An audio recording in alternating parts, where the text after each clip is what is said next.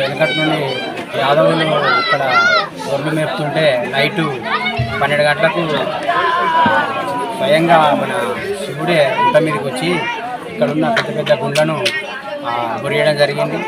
అప్పుడు ఆ యాదవులు కాపలగా వచ్చి గొర్రెల కాడ పండుకున్న వాళ్ళు స్వయంగా వాళ్ళ కట్టయ్య అని స్వయంగా చూసి ఆ తర్వాతకి గతంలో ఈ గుడికి డెవలప్మెంట్ కోసం ప్రకాశం పూసటి ప్రకాశం ఆయన కళలకు వచ్చి ఇక్కడ 46 ఉంటుంది.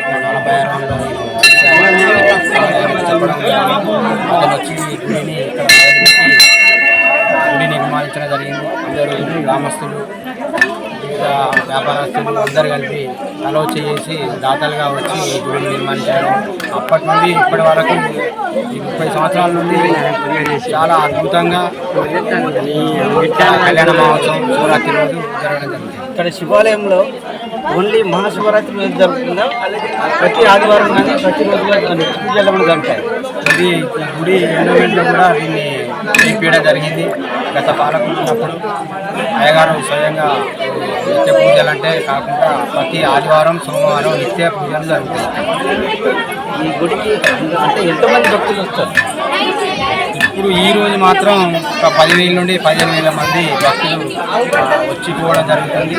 దర్శనం చేసుకున్నాక నైటు మినిమం ఒక 5,000 మంది భక్తులు ఈ గుట్ట మొత్తం ఇక్కడ భక్తుల సౌకర్యార్థం ఏర్పాటు ఎలా ఉంటుంది?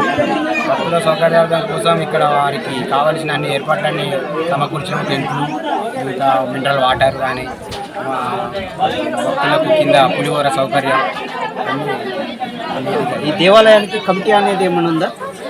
దేవాలయానికి మొదటి ఇక్కడ కమిటీ అంటూ ఏమీ లేదు, కానీ యాదవులు ముందు జరపడం జరుగుతుంది. ఆ తర్వాత ఇక్కడ ఎవరు పరిపాలన చేస్తారో గ్రామ సర్పంచ్ వాళ్ళ ఆధ్వర్యంలో కళ్యాణ మహోత్సవం జరుగుతుంది. యాదవులు సర్పంచ్ అందరి ఆధ్వర్యంలో కళ్యాణ మహోత్సవం జరుగుతుంది.